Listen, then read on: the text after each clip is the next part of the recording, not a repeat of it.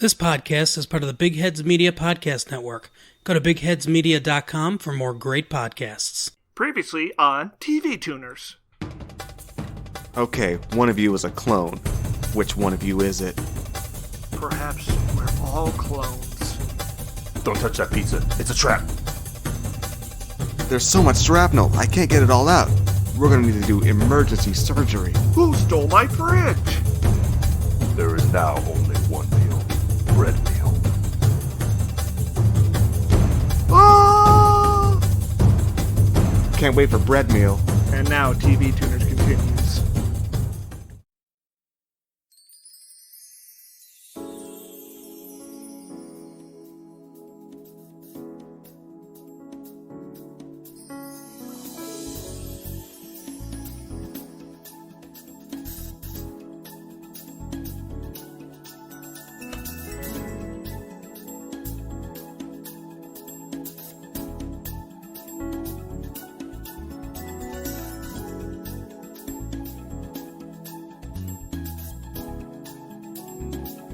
Hi there, folks, and welcome to TV Tuners. It's a television podcast for the true fanatics. It's a weekly dive in the latest in TV news and reviews.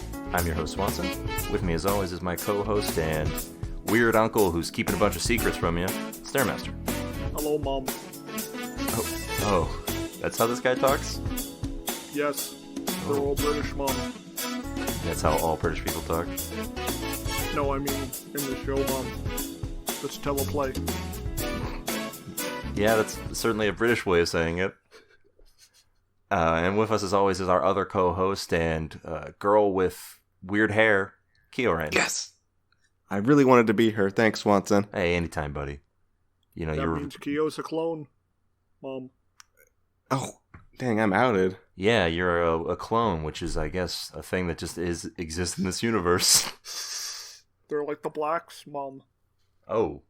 Uh-oh. Yeah, you know, it's great that they explained what a clone is and that they're slaves in like a 3-second span. Yeah, you know, it's that's just normal, you know. There's aliens and then Normal there's people with weird storytelling. hair. Who wear color, I guess. Yeah. And then there's people Unlike who look everyone just like else. you or me. Yeah, and it's that's it. Anyway, we'll talk more about that in a second. Right now, let's talk about what did you guys watch this week? I watched Rush Hour, Oh? starring Jackie Chan and alleged pedophile redacted. Well, Chris Tucker? Yes. I didn't know Chris Wait, Tucker was what? an alleged pedophile. Well, I mean, he is on the Epstein flight logs. Oh. Uh-oh. He's up there with Bill Clinton in frequency, I think, if I recall. So what you're saying is that Chris Tucker done got knocked the fuck out! Oh, I believe he knocked some other people the fuck out. Oh. Or didn't. Anyway, does that movie hold up at all? No! Really? Huh. No. I couldn't have guessed the movie where Jackie Chan says the N-word twice didn't hold up. That was the only good part. Yeah. That's like the highlight of the film. You just get it. For a few seconds, you're watching a Hong Kong Jackie Chan film. And then it goes back to Brett Ratner garbage. Yeah, everyone ran into... actual pedophile Brett Ratner. Yeah. It's like a Michael Bay film, except the ugliness of the human condition isn't there because Michael Bay hates it, but just because Brett Ratner is like projecting his own sins onto the film screen, his own ugliness. Yeah. Was this movie funded by, what's his name? You know the guy. Harvey Weinstein? Yes. Maybe. I don't know why I couldn't think of Harvey Weinstein, the most famous bad person in Hollywood, not named Bill Cosby. Anyways, I came to the conclusion that this is just a shittier version of Bad Boys. Yeah, I guess that makes sense. Yeah. So wait, hold on. Were they able to understand the words coming out of each other's mouths? Yes! Oh. Well, I guess Turned out Jackie Chan's character spoke English that entire time. And Wow. Chris Tucker's character just assumed they couldn't. Yeah, that's bad, huh? Wow, what a racist. He's not good at his job. Like, the scene we get introduced to Chris Tucker being a police officer, he ends up getting 2 cops shot because of his incompetence. Okay, a question here. Would Rush Hour be a better movie if instead of Chris Tucker it had either Martin Lawrence or Will Smith? Yes, definitely. Yeah, We'd be talking like, it'd be like in the same sentences as like Con Air or Face Off. In terms like of just 90s movies. In terms of just ridiculous movies that no one can figure out if they like or hate? No. I mean, are you saying you don't love Con Air? I'm saying it's okay. I am very aware of its flaws, but that I'm willing to overlook them because the ridiculousness of it pays off. I think we need to do an episode. A bonus I episode. say keep it all the same, but replace Jackie Chan with Adam Sandler. That would also be a better movie. Do you understand the words coming out of my mouth? I would like to see Adam Sandler try to do a Jackie Chan stunt. Oh, no. Like him even trying to climb over a fence. Just watch him quickly hurt himself. Yeah, we would see headlines, Adam Sandler dead at 52.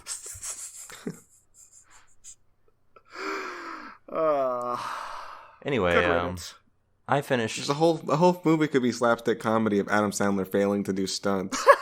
Oh, yeah, and we all know he loves slapstick comedy. This sounds like an Adam Sandler movie. So wait, would that mean he's taking over the Jackie Chan role, so does that mean he says the N-word? Yes.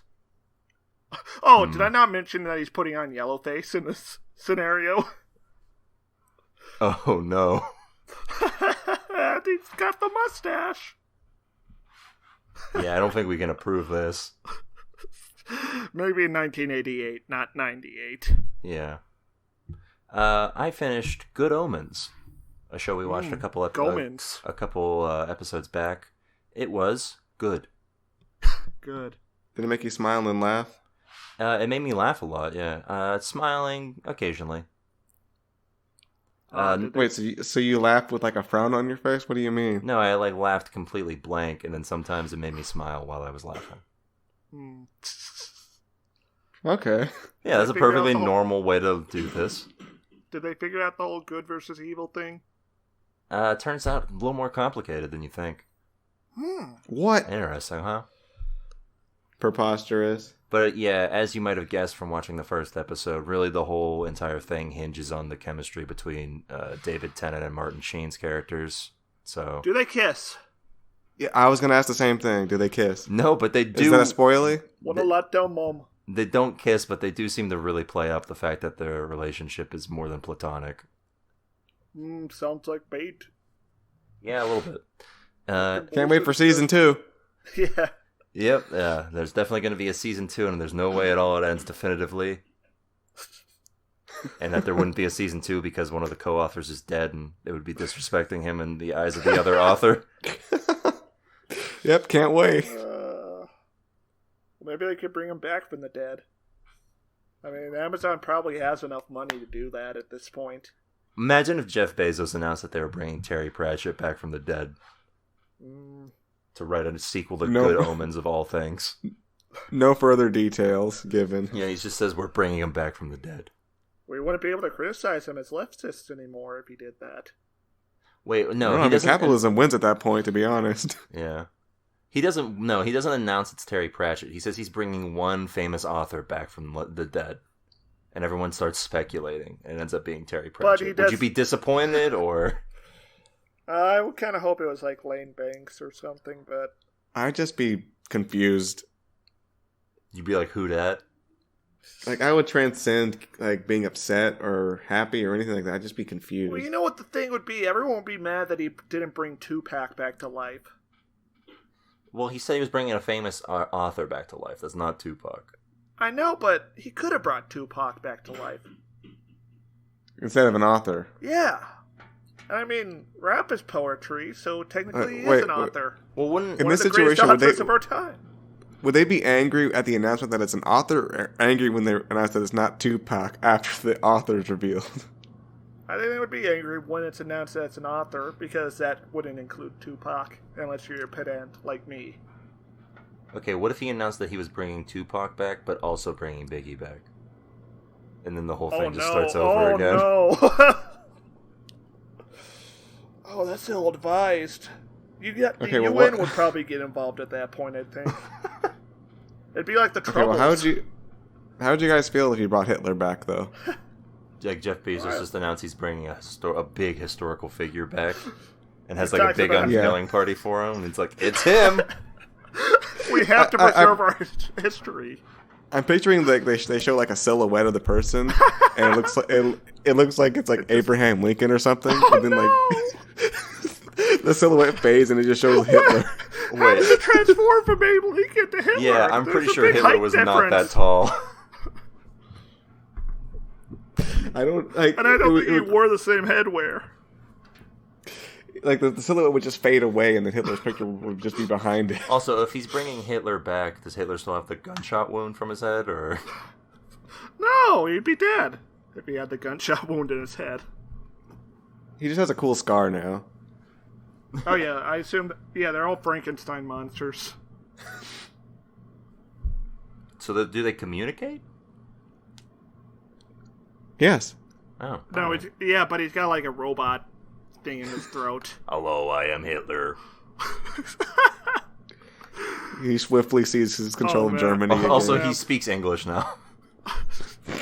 Oh, I would love to hear like a German voice in that cigarette neck tube thing. That would probably be the best thing. Yeah. So enough about Yeah, that. Let's move on to the news, huh? Swanson does not want to try to remember the German learned in high school. Well, it was more like I didn't want to start spewing Nazi phrases in a robotic voice. Ein Volk, wait, hold on. Ein Volk, ein Reich, ein Führer. Well, we've done it, folks. There you go. That's what you subscribe to.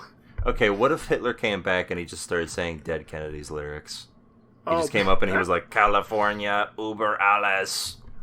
I'd be like, what's going on here?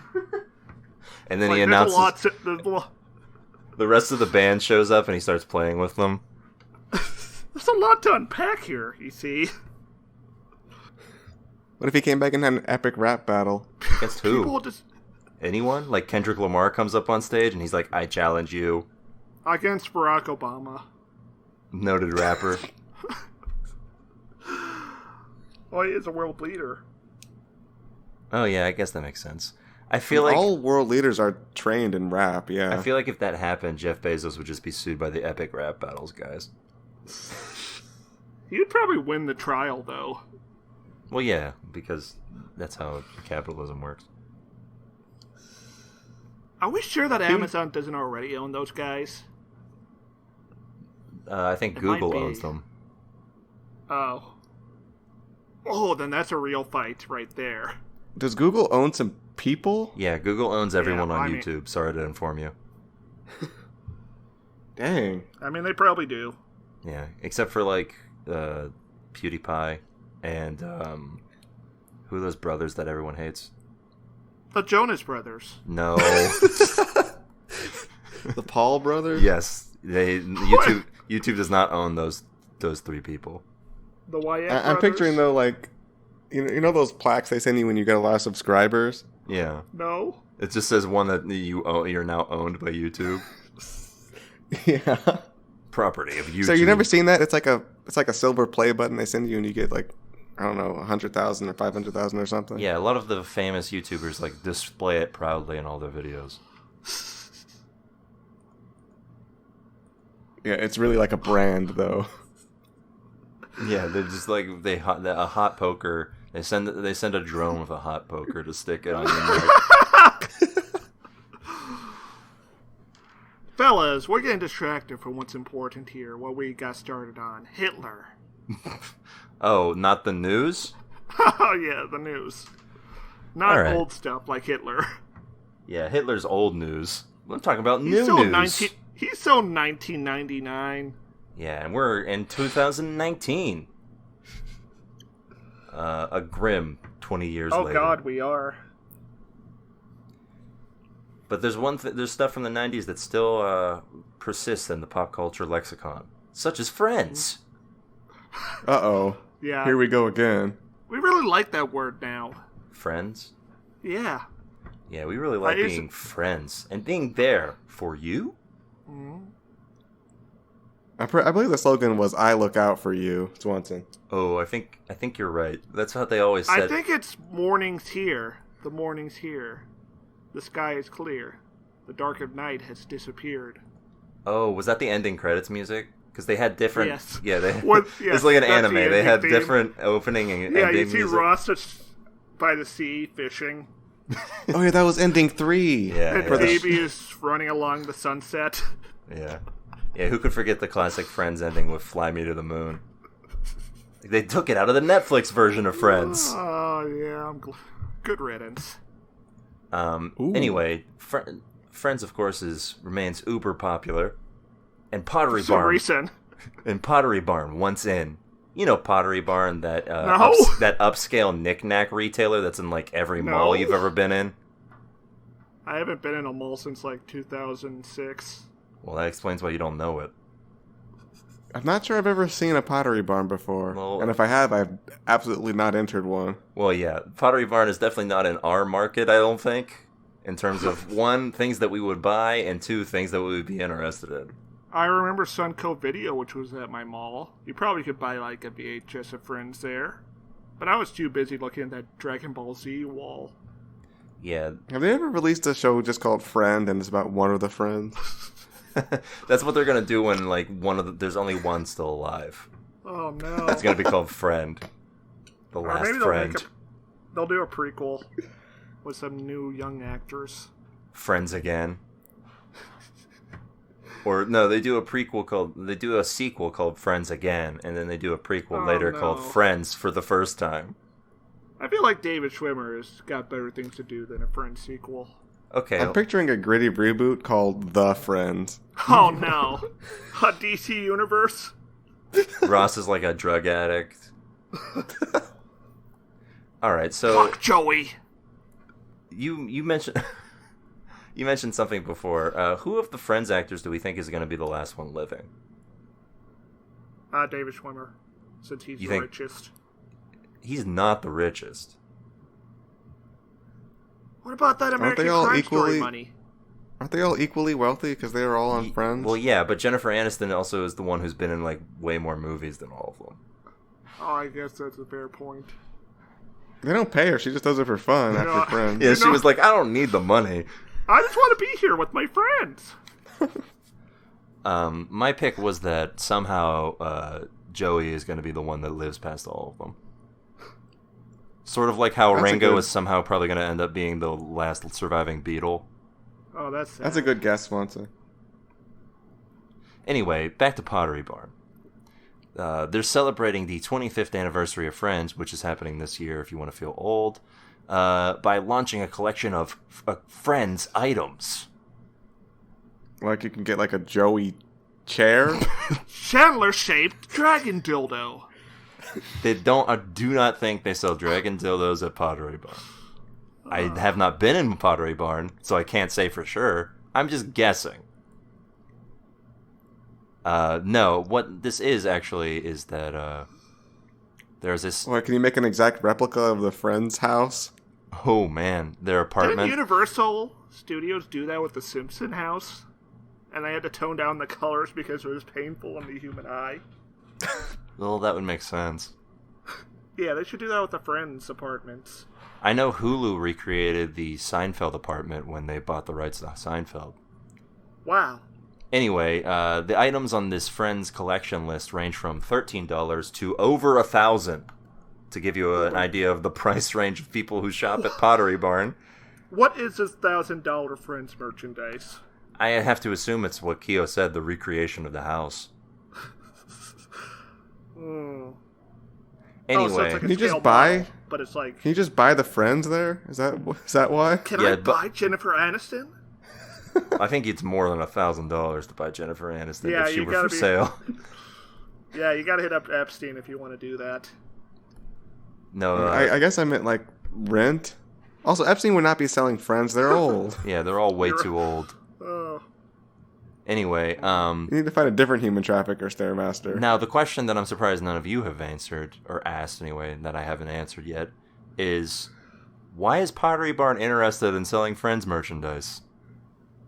The answer is one that I didn't know about, which is that there's a episode of the sitcom called The One with the Apothecary Table, which revolves around a specific piece of furniture that Rachel buys for Phoebe at a Pottery Barn.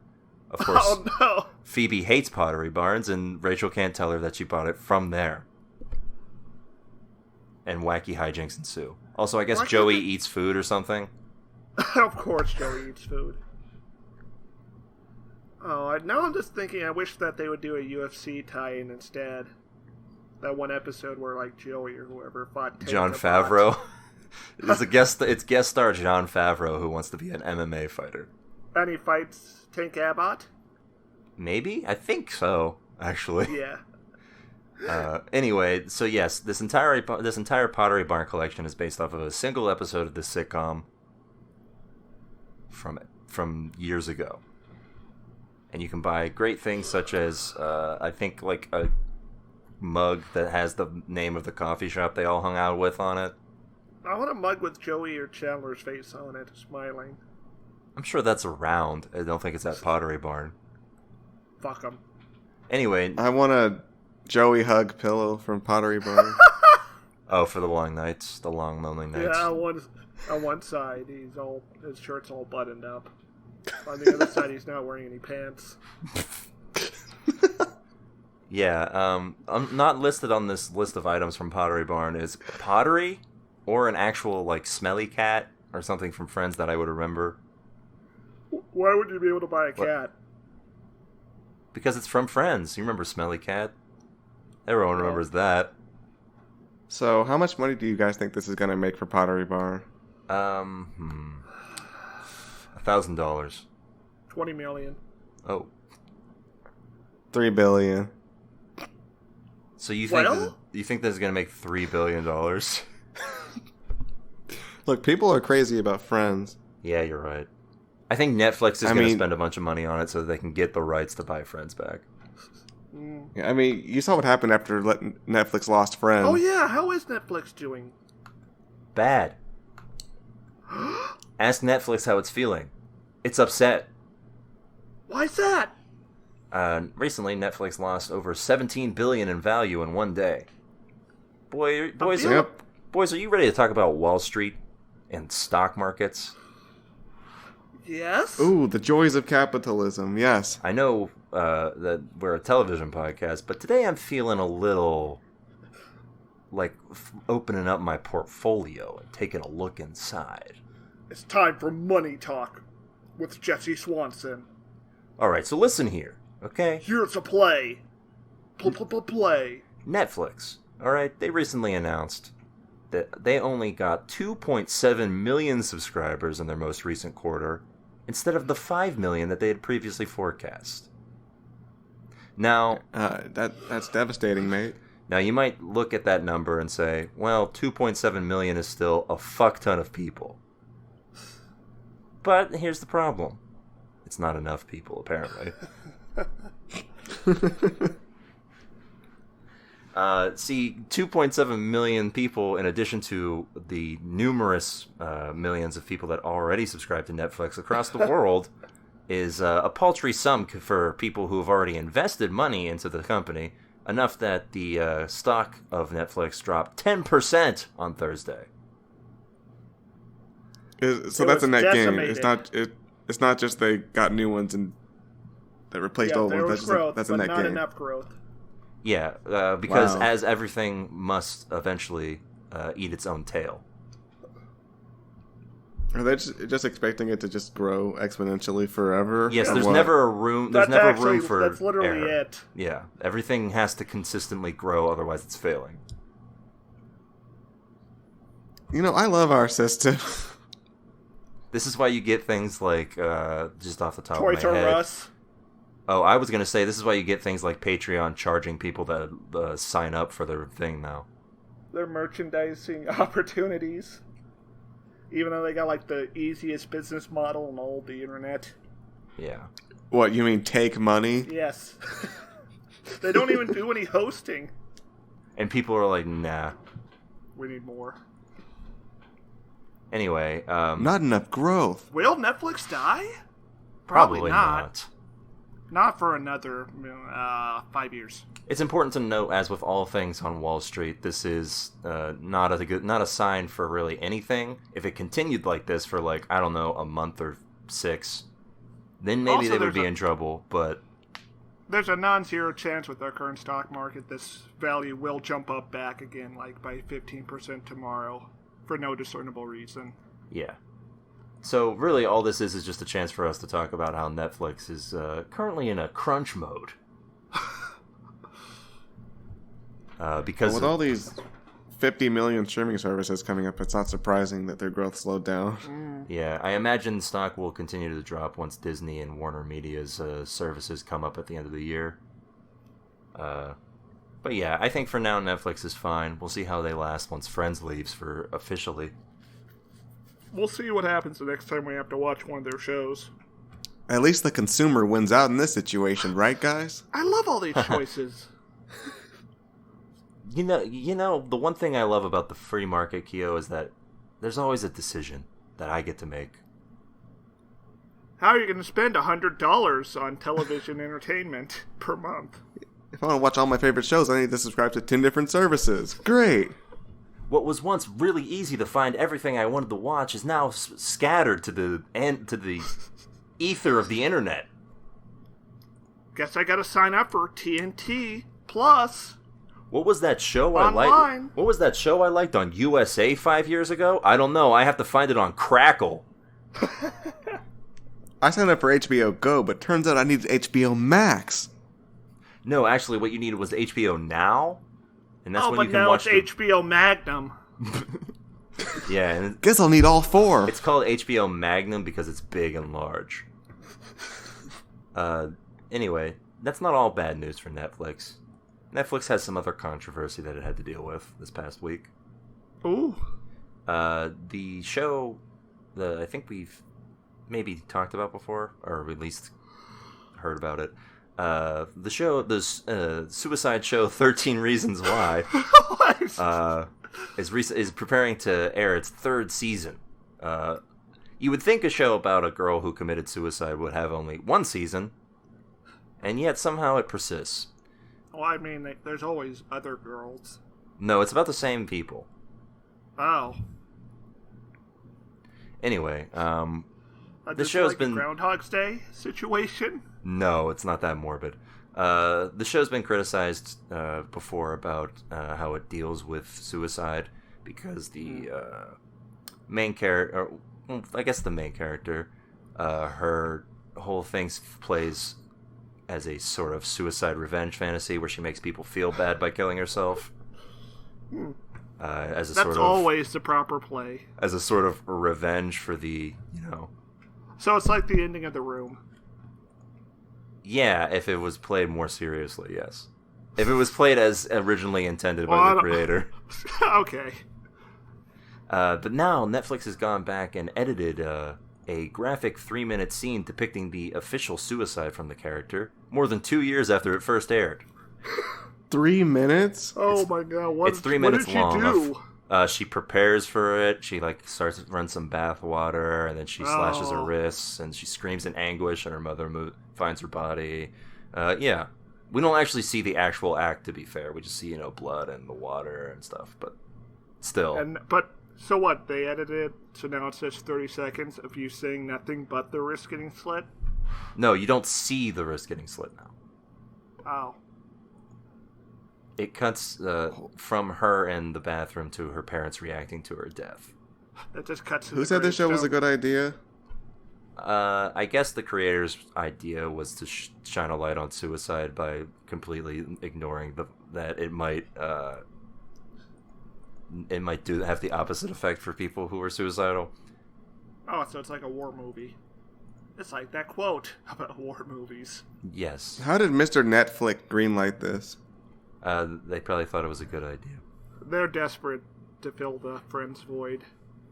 This is 3 years old, Stairmaster. Well, they knew it was coming.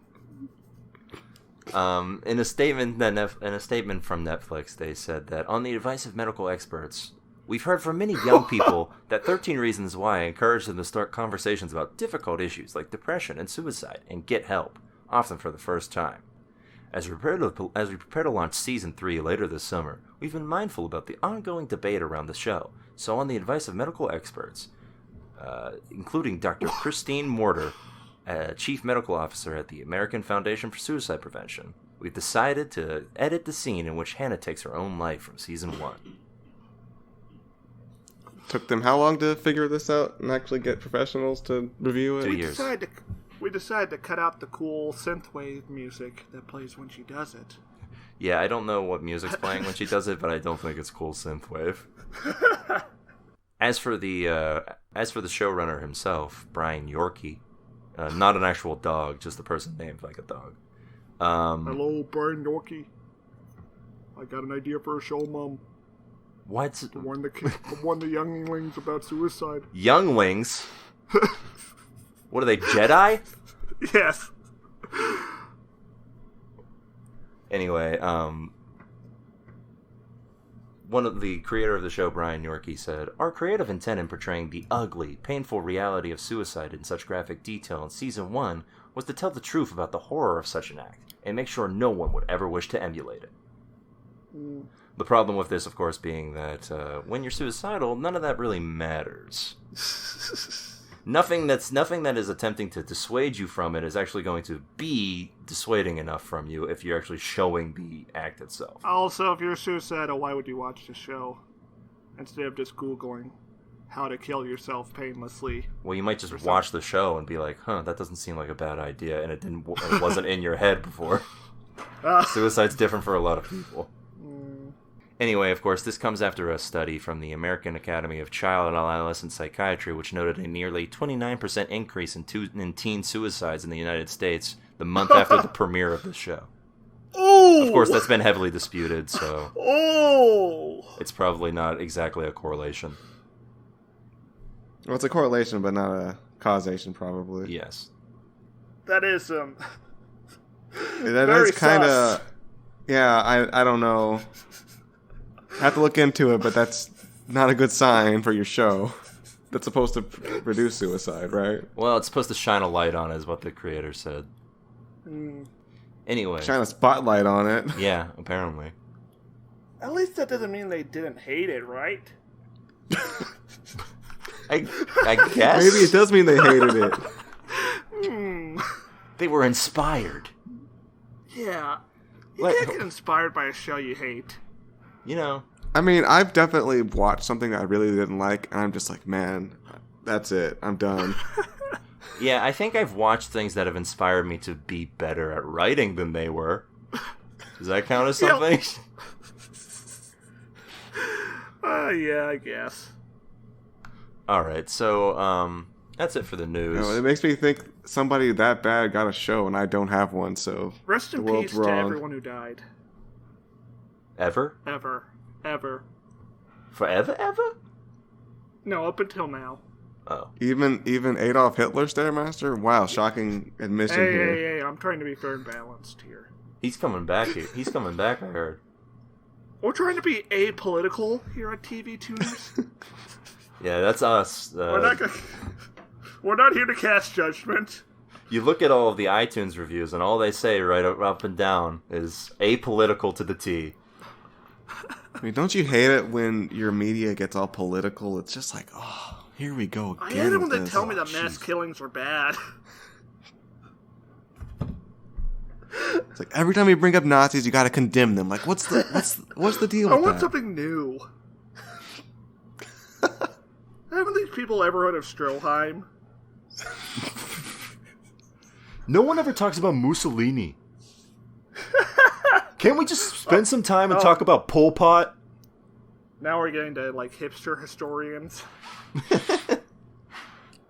They said, I really want to talk about Romania. Let's talk about how bad it would have been if the futurist movement had taken off. Okay, Anyway. well, we're Hey talking man, about... what's that? Talking about Mr. Netflix and his bad suicide show. Oh. Yeah, it's bad. Anyway, that's it for the news. It's time for a segment near and dear to everyone's hearts. It's Trailer Blazers! Hit the theme, Keo Rain. Do do do do do do do do do do do. Ba da da da da da da da da da da da da da da da da da do. Down it. Down it. Wow, an extended song for this episode of Trailer Blazers. Yes, it's as we are speaking amongst ourselves today, recording this podcast. Comic-Con is in full effect, and all of the comics are being had, and that's the only thing that happens at Comic-Con now. Is comics. Yo, did you peep that Blade with Marshall Ali? What's this voice you're doing? Yeah, Maybe let's cut that out. Let's just beep the last 30 seconds. Were you trying out for the role of Blade, Stairmaster? No, that's already taken by Marshall Ali. Stairmaster was trying out for the role of Blade's new friend, Knife. I'm gonna do the role of guy trying to ice skate uphill. Okay, what if Blade had a friend named Gunn? What if Blade had Chris Tucker as a sidekick in the 1998? Man, what if Blade had a sword? Oh, whoa. And he sort of did, like, weird moves with it whenever he took it out of his sheath. And, like, there's a guy inside the sword that he talks to. Oh, well, that's not Blade. Oh, man.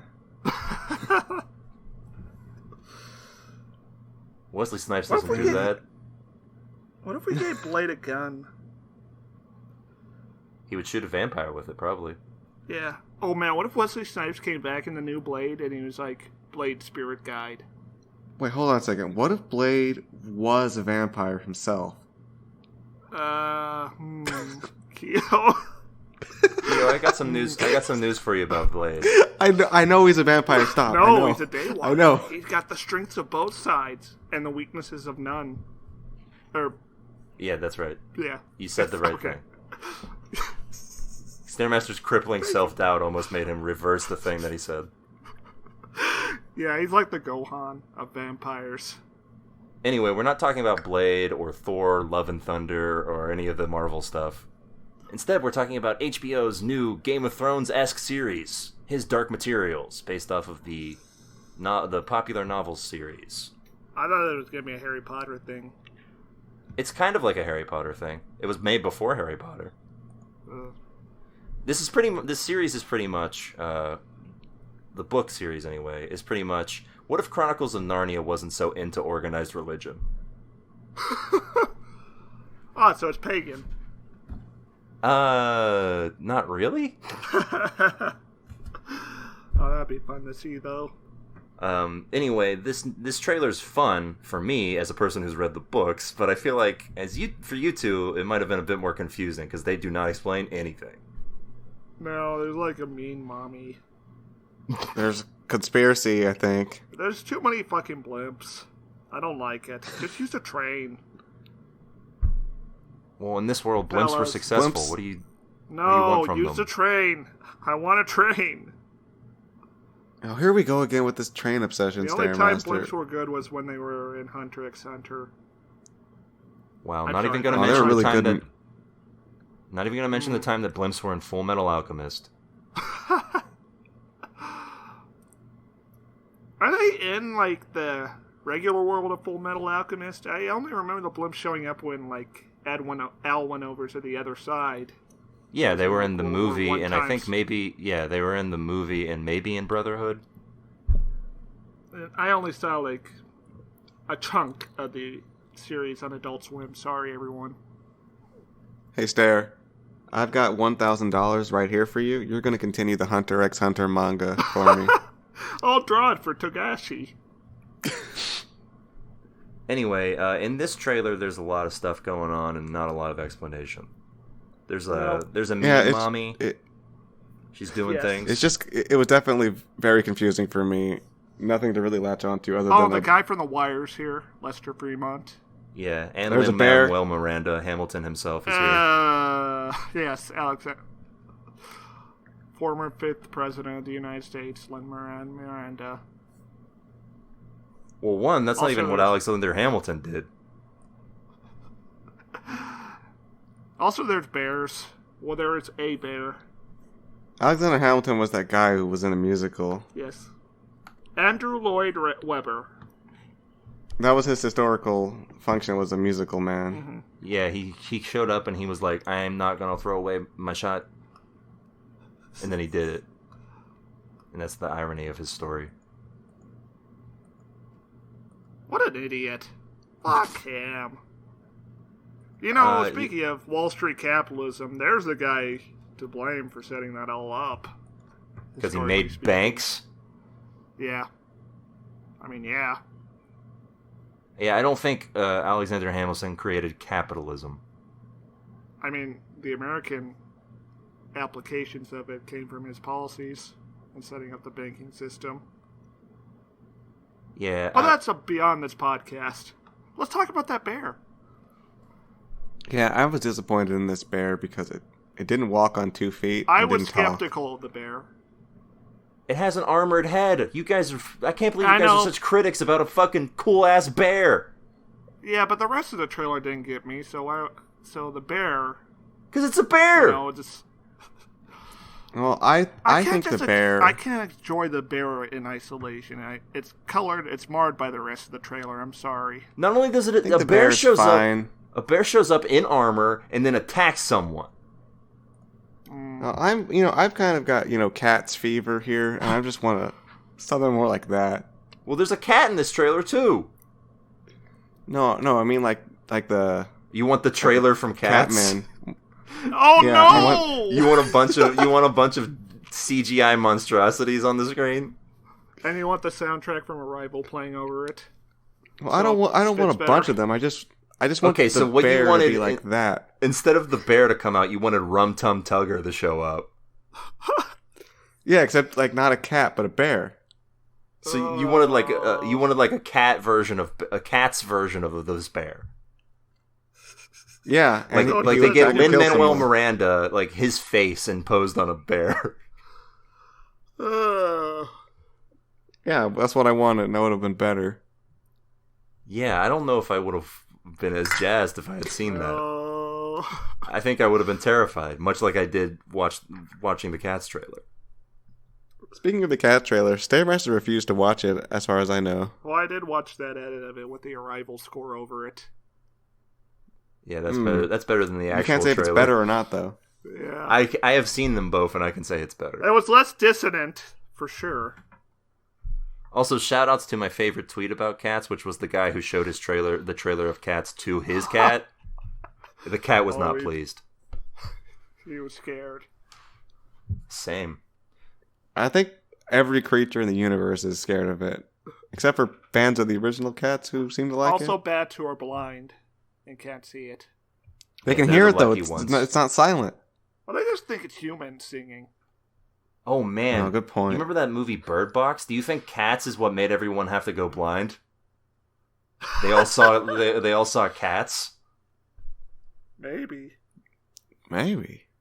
I think we cracked Or the maybe- mystery Well, that's of... just a theory. I think we cracked the mystery of 7-month-old Netflix movie Bird Box. I don't know. It might be that Sonic redesign. That's still in play, right? Who knows? I think the people who are redesigning Sonic right now currently working like probably overtime to do that for no money. for no money. They're probably looking at this and being like, motherfuckers, they get a free pass? They're probably all dead already from overworking. Oh, it's probably just cheaper to remarket cats to furries now. Except I don't even think furries want this. No, I've word on the street is they don't like it. Yeah, I'm not going to speak for the furry community, but from what I've heard, no, not fans. If you're part of the furry community, We need to and get a you furry listen- on the podcast to explain this to us. Please Well, we email can. us. If you're a About furry anything. who listens to the podcast and you want to talk about this, use the hashtag TVTuners. Cats. No affiliation. Yeah, completely different thing. Anyway, yeah, I mean, the trailer looked all right. I'm jazzed about it, but of course, I think it was designed for people who have read the books. So it's completely confusing for you two. They talk Don't worry, I'll read the books and then I'll see if I like the trailer. They talk How about many books magic are there? serum, but I didn't see 3. that much magic. Ooh, that's too many. Yeah, make it 1 and then I'll give it a shot. I guess you could just read the first one, which is fine, but you miss out on like the full story. Oh, Swanson's so disappointed. He wants a good to series of stand books. this so hard. Well, just make an abridged series and I'll check that out. Okay, I'll wait till HBO releases this, and then I'll make an abridged version of that. Maybe the audiobook is a bridge. You should go check that out. Like they cut out every other word. Yes. Yeah, they say, Lyra, moved. Train. Damp. Yeah, I want that. Yeah. Anyway, yeah, so that's it for Trailer Blazers. Let's move on to our main event of the evening. This Sunday. Oh boy. We watched new science fiction show on the CW, our first CW show, by the way, Pandora. Was it CW? The version you sent me just had this watermark in the corner that said space. Well, And all yeah, capital that's called a letters. different. That's called a different country's channel. You tell me there's a Space channel. That's called Space. Probably, it's probably some like Canadian thing. Oh yeah, let's watch on the Space Channel, eh? You know what? That is a Canadian television channel. I can't wait to watch this here Pandora. I'm sitting down here with my Tim Hortons. Swanson, why did you tell me you could do that voice? I thought you guys knew I could do a good Canadian accent. Any American above a certain latitude can do that voice. I'm not like significantly north. I know. I think you're more north than I am. I think no, maybe it's confusing because the Earth is round. I may have heard that voice before, but I forgot it, and you need to do it more often. Well, is you what need I'm to saying. remember it, man. Don't be a hoser, eh? Canadians don't actually say Sorry. hoser, by the way. A little fun fact. Yeah, I've heard this. learned. I've heard this from several Canadians that it's not said at all. Hey, let's go watch some hockey, Mom. They don't say mum either. You're a fake Canadian, man. I was born Why don't you in buzz? Hey, why don't you Lancaster. buzz off? I'm a member of the Commonwealth, just like you.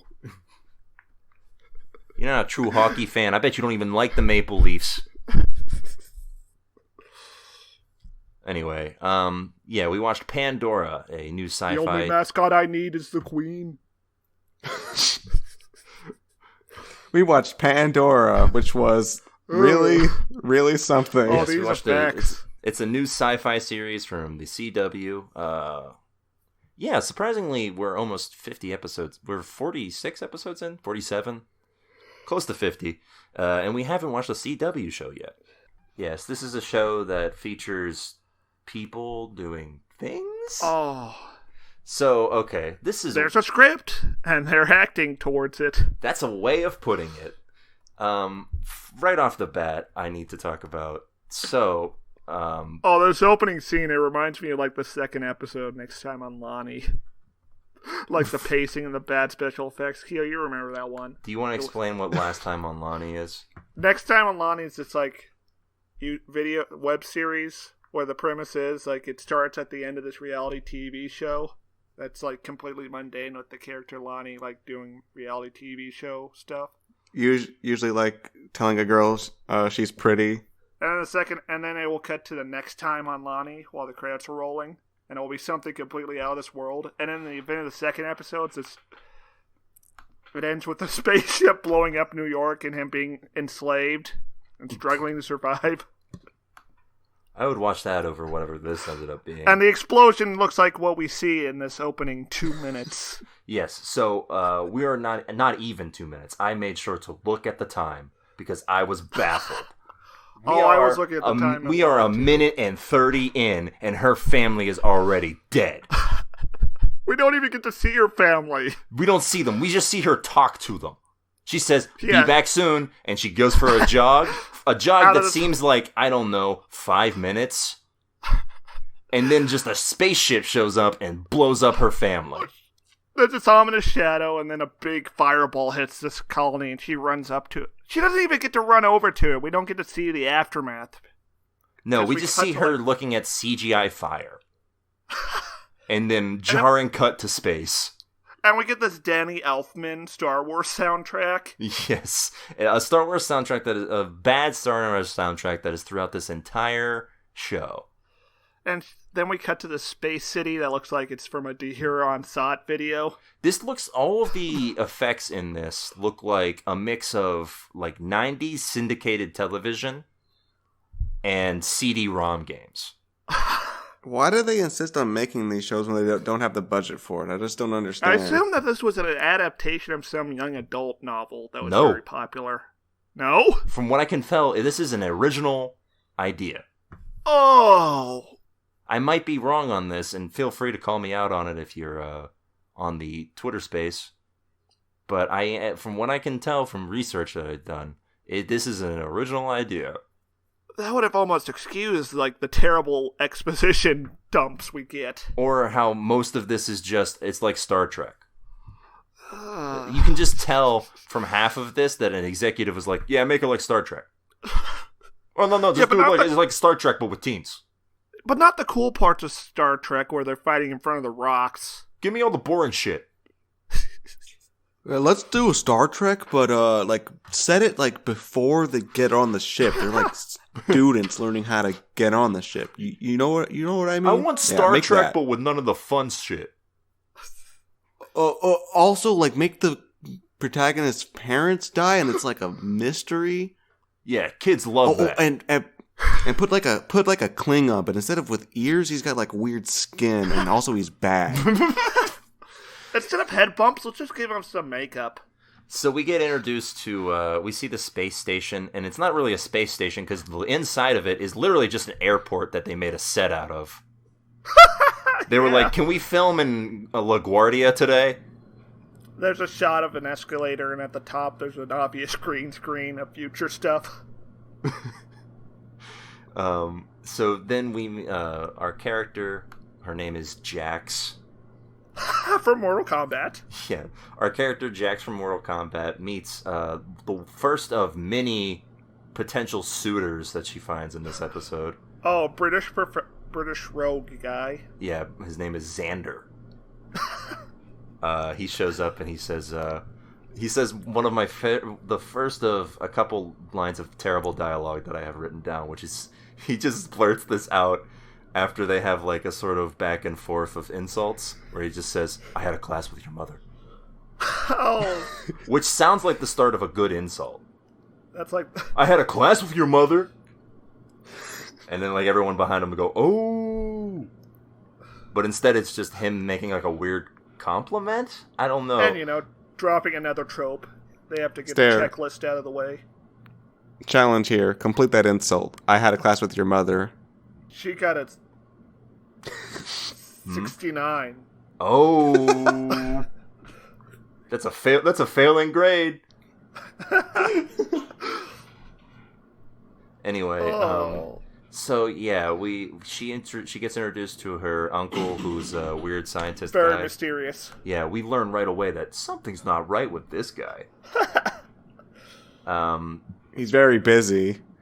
And right away she asks, second line of bad dialogue that I wrote because it stuck out. "What do you know about my parents' death?" Oh my god, she just said it out of nowhere. Why would she? Are there no cell phones in this?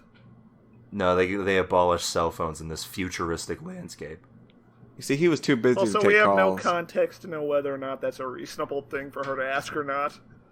Because we don't even know what the distance between her own home planet and this is. Well, this is the problem with everything in this show, is that we don't know anything. It's a complete vacuum. Everything's just happening. It seems like most sci-fi that you see on television is made into like two camps.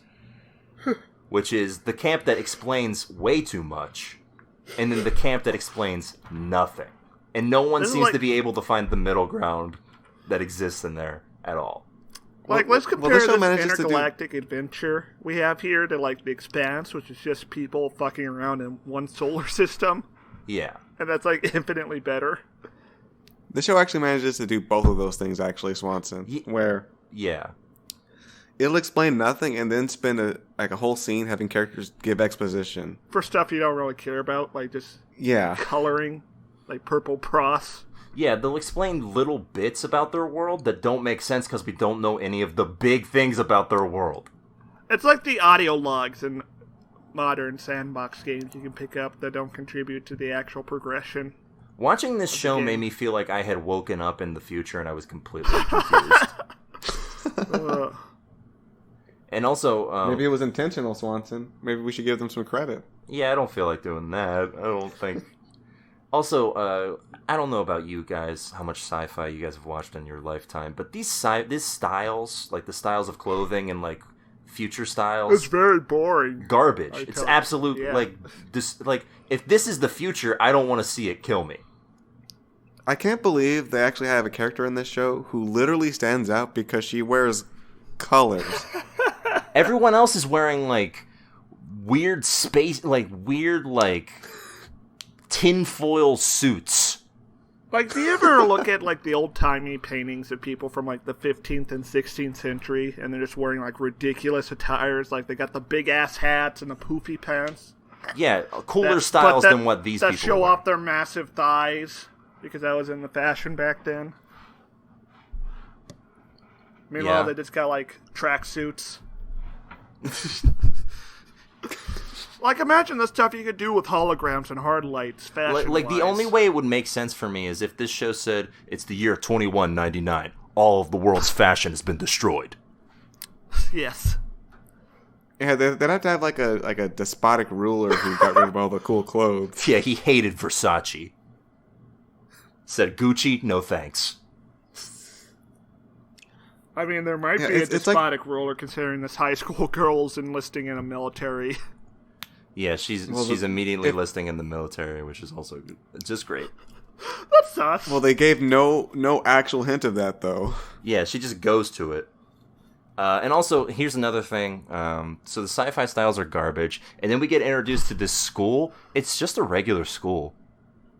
Yeah. There's nothing cool going on here. The coolest thing that happens in this first part is that, like, a hologram shows up. Like, they should have a cool fountain at least, like some blitzball floating sphere of water in the Yeah, center. this is the show doesn't tell you this, but this takes place in 2199. Are you telling me that schools aren't going to look any cooler in that much time? I'm surprised you have to physically walk to school. Yeah, school should just happen around you. I guess. I guess that would be boring though if everything was just telepresence. Anyways, we I get don't our think you first can make it. alien.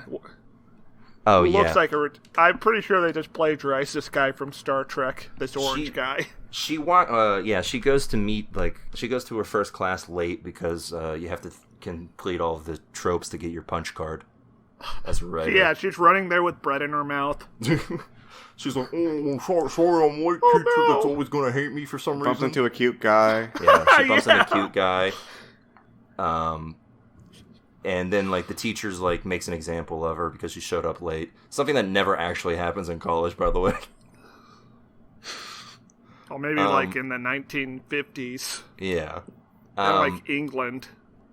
But also, she goes into this classroom, again, just a normal classroom. It's just a normal college classroom, and she's just... Like, those chairs should at least look super comfy. Yeah, come on. It's over 100 years and you haven't made comfy chairs? Ergonomics went out of style. So then we get introduced to Quirky Girl. She shows up and immediately befriends our character because the plot demands it. Oh yeah, they immediately go to the bar. There's no reason for this girl to, like, But want it's to kind of- talk to her. Jax is not a fun person to be around, apparently. Well, she doesn't have a personality besides her parents are dead. Yeah, not fun. Would you want to hang around someone who's constantly like, yeah, parents died? Well, she's not even, like, sad about it. She's just kind of frustrated. Yeah. She just wants to know more. That's about it. Well, that's the other She's thing. not like... Every character that shows up in this show has to remind you that her parents are dead. Every new... Well, I really wouldn't have known otherwise because she doesn't show it at all, then asking questions like, oh yeah, what do you know about my parents who are dead? Hey, barkeep, did you kill my parents? If you took a drink every time she or another character mentioned that her parents were dead, you would be deceased before the end of the episode. We don't even hear anything about her father, just her mother. It's like she's playing a D&D character with a dark background who doesn't really roleplay it very well. She's playing a D&D character with a dark background. This is a D&D campaign. It really is. She's playing it. It's like a first timers D&D campaign. This is a shittier version of the Fast and Furious franchise post Tokyo Drift. And she's playing like a character who really wants you to know, really wants to tell you her backstory, but no one's really that interested. Oh, and then she asks every NPC about it. And then we get our next party member, Space Vampire Man. Yeah, who just looks like a college Republican. Well, first we get introduced to the Asian guy and the black guy, who are there just to fill some diversity, I guess, in the year 2199.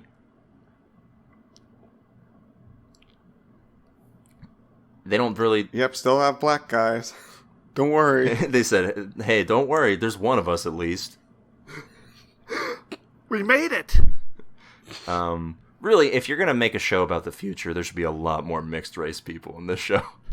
Yeah. Also, like, apparently telepath is a race or something? Oh, that's like a common trope in, like, sci-fi from the 50s and 40s for some reason. I don't know why it's here, though. Is this all just, like, someone found, like, L. Ron Hubbard's, like, Lost Diaries and decided to make it into a TV show? They were reading Robert Heinlein. I mean, they just kind of drop it, like, oh yeah, telepaths are a race. I'm half telepath. Like, okay, like, if you're gonna give me exposition, don't do that. I guess they did it because how they do. Oh, sorry, what's there? Oh, well, the Next Generation had a telepath on the crew. Yeah, at least they explained it in that show, though. They didn't just say, "Oh yes, Data, he's a telepath." I'm saying that's why they included one here. Oh yeah, probably. Do you think that's the same reason why they put a clone in here too? Yes. They just as they just offhandedly say that they have a slave culture. Yeah. What? Excuse me. I'm going to need you to explain her whole backstory. I'm going to need you to explain how you have a slave culture and you're not going to reference it at all. In 2020, Bernie got elected and he legalized slavery. We're bringing back the slaves, but don't worry, it's our clones. The top 1% of the clones are slaves. You see, the slaves give the bottom 99% new wealth. And don't worry, the workers are going to control the slave. Everybody gets equipped with their own slave with a little worker chip implanted in the slave. It does all the work for you. Anyway. And if they disobey, boom! We implanted bombs in their heads, like Suicide Squad, that movie I just saw. Oh no, Bernie Sanders would never watch Suicide Squad. He's like, the Joker was great, I loved him. No! My favorite version. My nephew, he said, we gotta see the Suicide Squad, so I went with him. Great movie. The guy had damage tattoo on his forehead. That's really spoke to me. Our country has that tattoo. Our country is today like the Joker. Damaged. We need to be more like Amanda Waller. Willing to make the hard choices. And of course, more slaves. Oh, man. Willing to make the hard choices and have some really bad ideas on prison labor. He rips off his face and reveals he's Kamala Harris. But yeah, she just casually reveals that A, she's a clone, B, clones are slaves, and C, she killed her master and got freedom, and now she goes to school. And this was all said in maybe 30 seconds. People sit in a ring and describe their backstories. How do you even get into school? Is there like an economy, or is this like, is there money still? We don't know. Things that these are things that they decided you don't need to know. But what you do need to know is that clones exist and also they're slaves. And then Space Vampire, college Republican, shows up. Yes, he says, "Would you like to join my club? We meet every Thursday. We talk about free speech. We talk about how my opinions. We talk about how women don't have the right to choose. Would you like to shout about facts and logics at this minority with me? I tell people to go back to their own country, which is ironic because I'm an alien. I shout down high school activists and 19-year-olds. I brought my gun to school to own the libs. Oh, this guy might bring his gun to school, but for different reasons. So yeah, this is okay. So yeah, this guy shows up. His name is Raylan, I think. Yes. He looks like a creepier Zachary Quinto. Yeah, he looks like someone saw Zachary Quinto in the Star Trek movies and then said, "What if we put like Worf's face on him?" So he has like ridges on it. He's got like a Klingon type deal going on. He doesn't even have ridges. It's just like colors on his face. Yeah, but his face is pointy. Like he has like a weird like he has prosthetics on his face. Okay. He's definitely got like extra bone ridges. If you on weren't his paying face. attention, you would not notice. He's got a weird prosthetics. Yeah. And he shows up, and it's the weirdest introduction, I think, in a series of weird introductions for characters, because he shows up, and she buys him a drink, and he says, "I'm an alien." Let me tell you the tale of my people. He says, "My people don't get along with your people. I guess people don't like me. Haha, I'm making jokes now, because I'm awkward." Sorry, Mom. And She just happens to like reach out to this important character. yes. This important figure. Once again, almost as history. if this were her first time D&D campaign.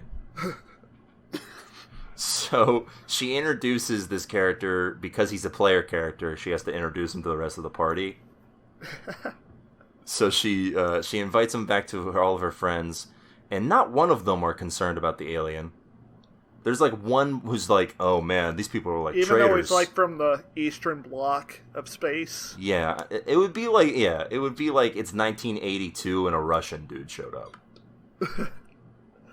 Like that Arnold Schwarzenegger movie. Yeah. And so they all immediately welcome him, I guess, and because the plot demands it. And off we go. And then they have to go do a space. Some of them are like, "Hey, isn't this guy kind of sketchy?" She's like, "No." And then He's not. Well, I think two of them are like a little sketched out, and then at one point he says, "My thoughts on humans are, I used to think that they couldn't preach what they always, or they couldn't live what they always preached, but I see three multicultural people standing in front of me, and now I know that all humans are good." We got rid of ours millennia ago. He says, "I know that 100 years ago you got rid of racism." No. It was. He literally just like thanked Jax for getting him a drink. That was it. I could have sworn he did some nice speech about like how humans have somehow. It's like the bobsled race at the end of Alien vs. Predator. He said that Jax showed him specifically because she walked up to him and said, "You should drink with friends because drinking alone's alcoholism." Oh yeah. And then Black Guy and Clone Lady have to go do a military exercise, apparently in their civilian clothes. This is the most egregious part of this episode Yeah. because it is made only so Yeah. that you think action is going to happen, only for them to be like, "Nope, sorry, you thought shit was going to happen? Not this time." Chinese. I was like, "Wait a second, are these guys actual like adventurers?" You're like, what's going on? Are they they're having a space adventure all of a sudden? You should have found it sus as soon as they came in their sweatpants to pilot the spaceship. What I thought Their immediately jeans. when I saw them in the spaceship and then they did this Nickelodeon-ass cutaway Oh, yeah! was that's what this show reminds me of. It's one of those 90s live-action Nickelodeon shows. Oh, turn of the millennia. Yeah, where Made like for it's TV, all on Nickelodeon movies. Yeah, where it's all on like this sound stage that they're trying their best to hide as a sound stage. And they're on like a budget of $2 an hour. Exactly. They make the characters act like they're being jerked around by just having them just thrust their bodies across the chair. Yeah, exactly. And unfortunately, we don't get to have any of that right now. We'll get that later. Anyways, we cut back to Jax, who's at her dorm, And we see her Ghost in the Shell ass roommate. Who does nothing else this episode. Why is she here? I don't know, because she's jacked in. Every scene they feel like they need to introduce some new character for some reason. I'm still not sure what her deal is. Yeah. And then the scene afterwards, she's at this party with her uncle, and they introduce a, professor dude who also doesn't do anything this episode. He shows up only to be like, I'm a professor. Also, we get some stuff like, it's revealed that the colony that Jax is from was named New Portland. Yeah. That's what they're gonna do in the future. year 2199. They're just gonna run out of names and just say, "Oh, we'll just call it like a city that's already on Earth." This is New Los Angeles. Oh, Los Angeles is a big city. That's something people might actually remember. We're calling this one. We're calling this one New. Welcome to New Fresno. Welcome to Neo Stanton. Yeah, they're in a fancy schmancy party, and the British guy shows back up, and he's talking to her. Huh? Just talking. Okay. Like West Wing, walk and talk. Yes, I cannot get over how much these people talk, and yet they don't say anything with their words. These people talk like it's the antithesis. It's like the TV tuners. It's the antithesis to West Wing. Because West Wing, everyone was talking and saying so much with their words. This is people talking and saying nothing with their words. Because we don't know what it means. It's like they had 3 people walk into the room and just talk about television for a whole hour. Yeah, it's mind-numbing. Why would anyone listen or watch? It was like they were babbling though. All these character backstories are sort of like my anime references. Yeah. To me, trying to watch that was like watching people just stand there and go. That's what the scene between the uncle and this mysterious lady might as well have been. I don't know if you guys remember this scene. I remember it painfully well.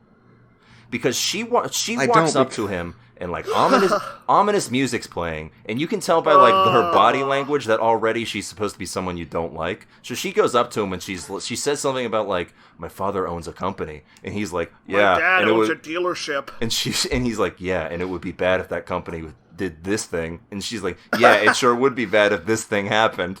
And I'm like, what does it mean? And then she walks away, and British guy comes back, and he's like, she doesn't know, does she? Yes. And I'm like, fuck you. Yeah. Fuck you with this shit.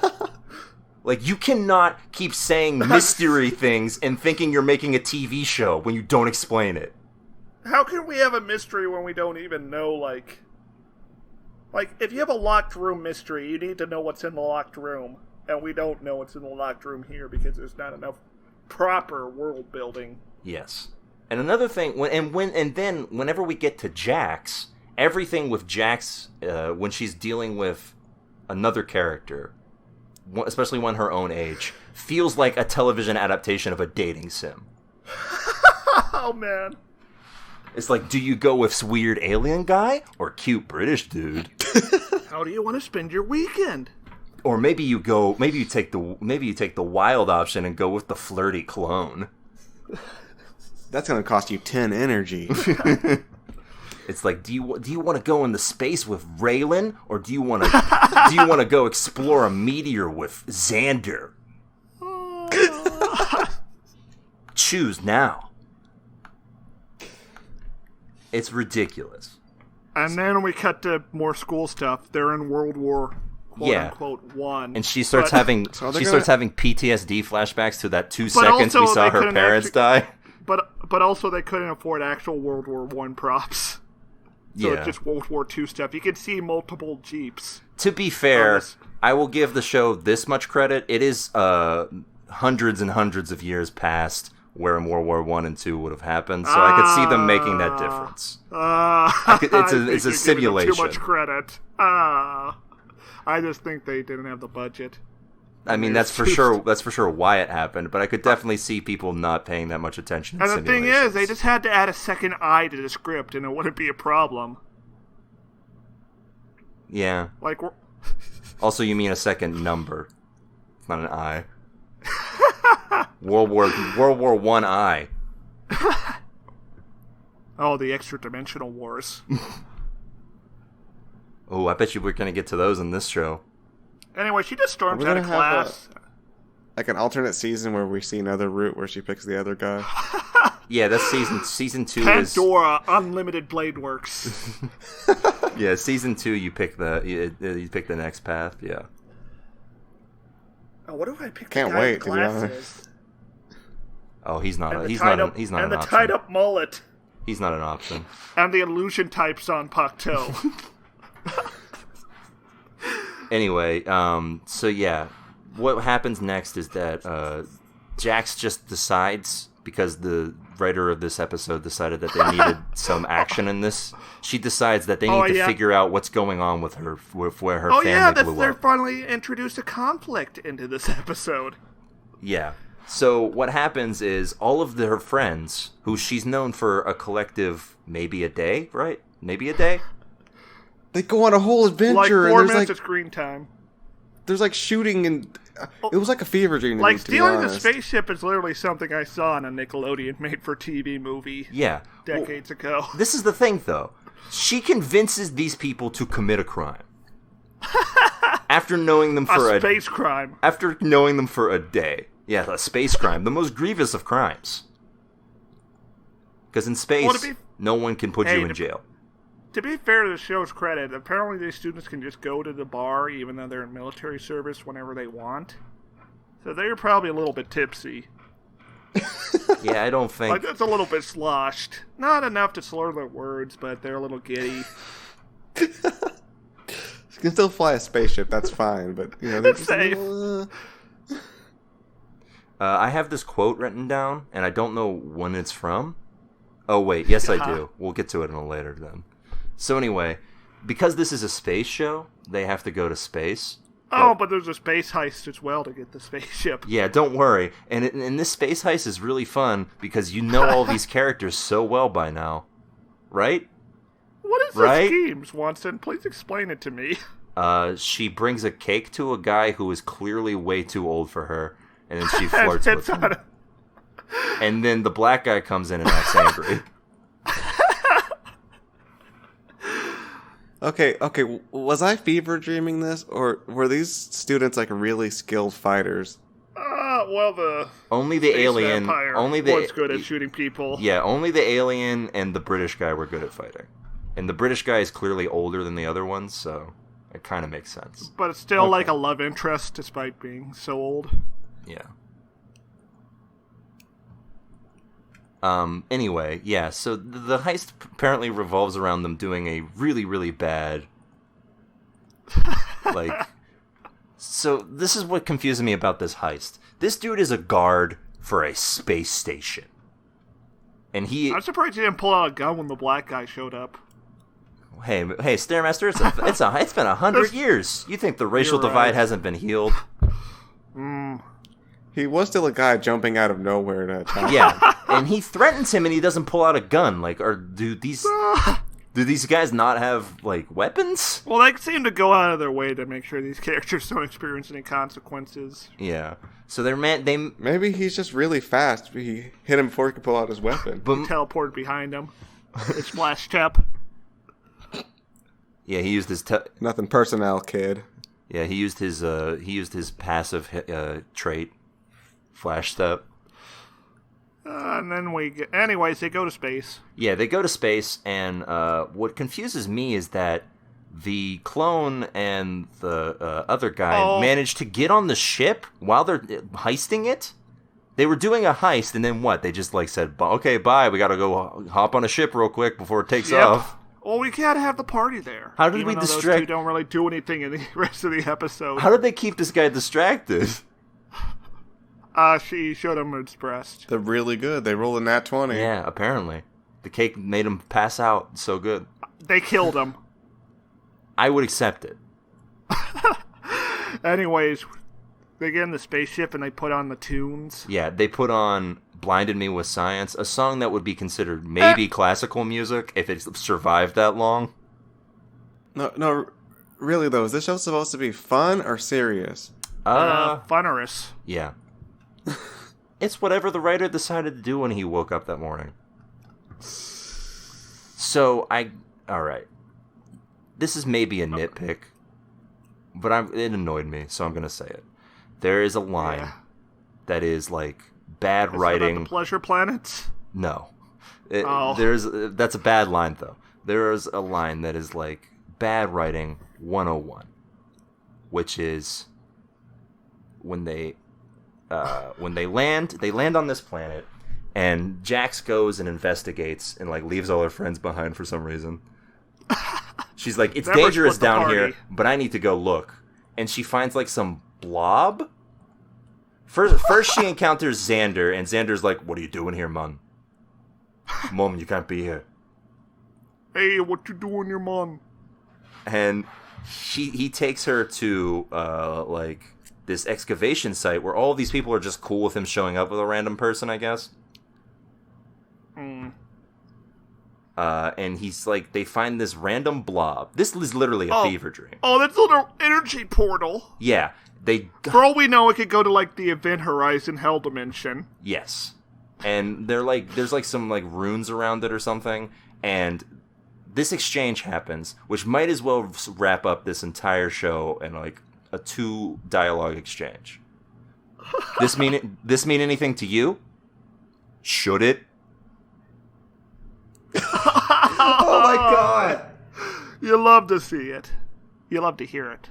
So anyway, they hop through this portal, and this is the bad writing that I'm talking about. Not that's also bad, but they hop in this portal, and Jax says, with no hint of irony and no hint of winking at the audience, well, sorry, too much winking at the audience, we're not in Kansas anymore. Ugh. A line from a movie from 1920s that is set in the year 2199. You know, I think Blind Amino Science has a better chance of surviving to. Then we're not in Kansas anymore? Yeah. Like, I don't know, like, I don't know if I could imagine a future where that's become some sort of, like, weird axiom that people say. Like, how did they not just drop dead when stepping inside? Like, there shouldn't be oxygen in there, right? Well, we find out maybe why she didn't drop dead. But we don't know why he didn't drop dead. Anyway, they hop in this weird dimensional vortex. Oh, by the way, in this excavation site, there's a bunch of terracotta Teenage Mutant Ninja Turtles everywhere. We were going to get to that, because we don't know that yet. Well, we see them on the walls, but as statue people. Oh, yeah, and then they become random bad guys. Then it's like, awaken my masters. Yeah. Before that, we get that Pleasure Planet exchange. Oh, yeah. It's isn't it the black guy talking to someone else? Yeah, it's a black guy talking to space vampire. Yeah, and they're basically talking about, hey, Jax is pretty hot, isn't she? Yeah, I guess so. Take her to a pleasant planet. It's like what people in dating sims must talk about when you're not on the dating sim. And meanwhile, space vampire's talking about how we should have nuked Vietnam to win the war. Yeah, how nice of him. We're still talking about Vietnam. So I'm going to McDonald's. You guys want anything? Burger. Yeah, pick me up fry. Pick me up French Anyway, fry. Anyways, the statues come to life and they rip off Stargate by killing everyone's staffs. Yeah. Yeah, so these random bad guys show up. We don't get any explanation as to who they are or why they're here. They're just here for... It's a mystery. You gotta shoot them. They're here to shoot. So you... Kill them. So they show up and they're like, all right, time to fight. And Jax, who is the heroine of our story, doesn't do anything. Nope. She sits there while alien guy and British guy kill all the aliens. Well, see, she was going for a social build. Oh, yeah, that makes sense. It really fucked her over with this combat encounter. Yeah. She's planning on later episodes to start building towards charisma. But as you can... She felt really railroaded there, like, no opportunity to talk and just nothing, just a fight. Yeah. Yeah, she was not having a good time. Anyway, so they... Or maybe she had to, like, go, like, AFK for a while. Oh, yeah, and they had to do the fight without her. Yeah. You hate to see it. Phone call. Anyway, so they kill all these bad guys and they take one for, like, I don't know, specimens? Autopsy. Yeah. So then we get, this is my favorite guy in the entire episode. This actor who plays the doctor, because he looks like he was hired while he was at the catering table. And they gave him his lines right before they recorded. Oh, they just put a lab coat on top of his work clothes. Yeah, like the guy who they originally had to play the doctor couldn't make it that day, so they were like, shit, we need someone to fill the role. You, crew guy, you're it. And he's like, huh? But I got mustard on my shirt. He's like, don't matter. I'm glad I'm not the only one who noticed that guy's costume was a joke. It was just they put a lab coat over whatever clothes he was wearing that day.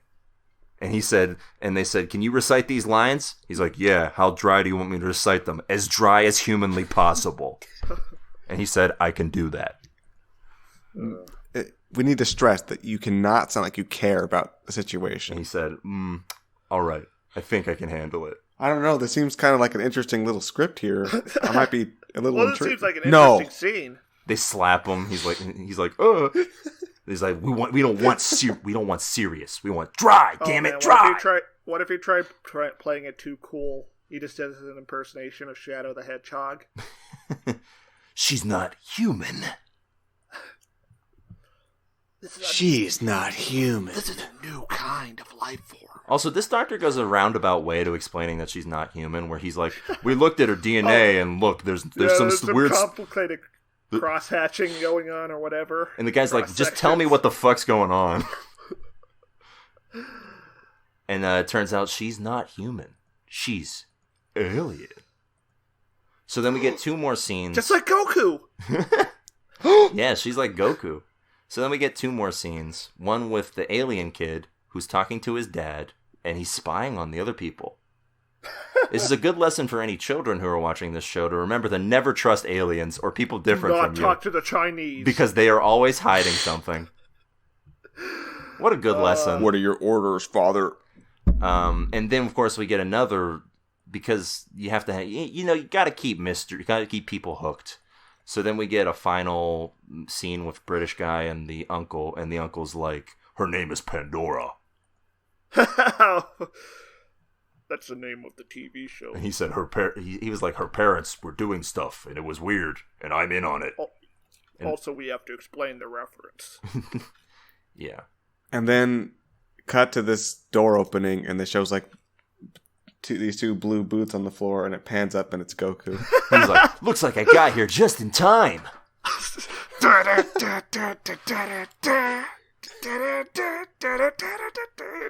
Well, if they'd done that, this would have been an automatic tune in. But guess what it is? It's an automatic tune out for me. This show is bad. If you haven't figured it out yet, this is not a good show.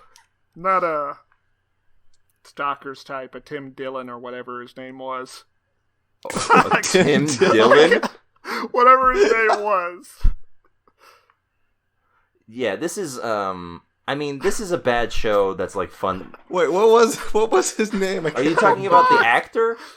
Yes. Yes. You're talking about Dylan McDermott. Yes. Tim Dillon. I hope he's in another Stare made TV me forget show his soon. name by saying that. Tim Dillon's the guy from Heroes. He's the showrunner. Dylan McDermott would be so mad if he knew what you just said. Oh, he would murder me. I wish He Dylan would McDermott kidnap was a in family this show. and have them kill me. Imagine Dylan McDermott as the uncle. I was gonna say the same thing. Imagine how great that final scene would be, where he's like, "She's not human." I would break. I would actually break. Dylan McDermott, if you're listening, Like I'd be smiling so Or hard Dylan that I'd McDermott break. was Space Dad, the alien dad. oh yeah, Like he appears in the hologram to give orders he to says his like son. one line. He's just like, I think all his line was just good. Keep up the work. Anyway, yeah, this show is a mismatch of a bunch of different sci-fi stuff that's way better than this. This is bad sci-fi. It's fun. It's like fun to make fun of, but I wouldn't recommend watching it.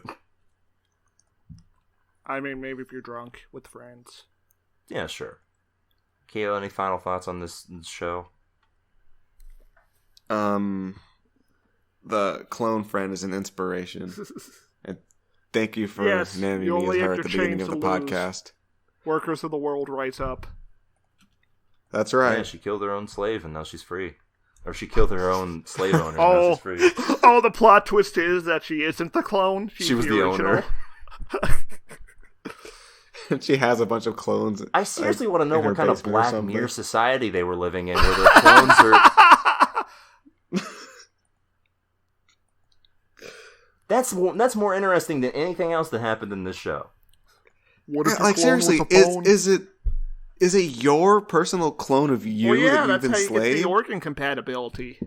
Oh, yeah, that makes sense. See? Why didn't they just do this? Oh, okay, but what if it's like they have one person that they kept cloning because they're the perfect slave? And their name was Pandora. Oh no, the perfect... They had to keep cloning them because of Pandora's box. Okay, Keo, describe the perfect slave to me. Fast, Subservient. That's what you say. Uh-huh. quick on their feet. Any physical traits? Strong, capable of manual labor. Okay. Dark skin. Oh, Oh yeah, you have them out in the sun a lot. Wait, no. that makes sense. Yes? Yeah. Well, no, you keep them inside. They can work out. Stairmaster. It's space times. Yeah. Anyway, that's a tune out for Pandora. And that's it for Yeah, get out of here. That's it for this week's episode of the show. If you have any quips, comments, questions, foresights, or otherwise, you can send them to us at tvtunerspodcast@gmail.com. What's that email, Kioran? Uh-oh. You lost the email? Stair, can you give me a hint, please? Radio? Ooh, yeah, radio tuner at... Hint. Hint, hint. No, give me a hint. .com. That's right. And you can also find us on Twitter. You can also find the show on Twitter at TVTuners. And you can use the hashtag TVTuners, and we'll give a glance at what you're saying. You can also find us on Twitter. I'm on Twitter at Jesse Swanson. I'm at Twitter at Storemancer. I'm on Twitter. Yeah? You can find me on Letterboxd as Steermaster. You can find me on Letterboxd at Stairmaster. Oh, you guys both do the letterbox on the one account? Yes. And I'm on Twitter at Storemancer. Yes. Oh, wow, you guys are just sharing everything. Yeah. Yeah, I That's make marriage. I make the anime posts. Mhm. Oh, that makes sense. Stair does all the other ones. Yeah, well, Stair does all of the What do you bad think ones. I get all my references from? Anyway, that's, if you like the podcast and you want to subscribe, you can do that on any of the podcatchers of your choice. Apple, Google Play, Stitcher, any of them. Please give us a review. We need that serotonin. Subscribe, give us a review. 5 stars is a great way to get us noticed. We would appreciate it greatly. Go to Swanson's house and bring him a pepperoni pizza. Give us a 6 out of 9. Extra sauce. I would appreciate that too. And that's it for this week's episode of the show. We'll be back next week for more great podcasts and television. Until then, keep watching. Bye. It's over. That's my line. Shit. Used to be my line at some point. I found them.